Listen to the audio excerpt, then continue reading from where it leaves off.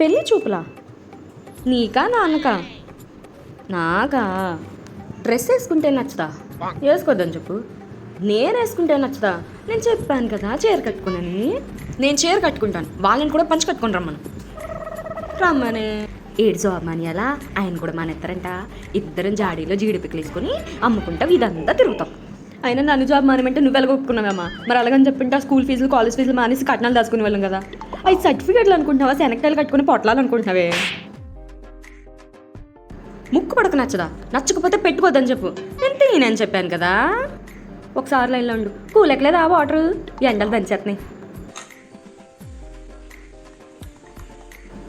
గోదావరి పిల్లని చేసుకుంటూ గోవా కల్చర్ తీసుకురమ్మంటే నేను ఆడి నుంచి తీసుకురానే.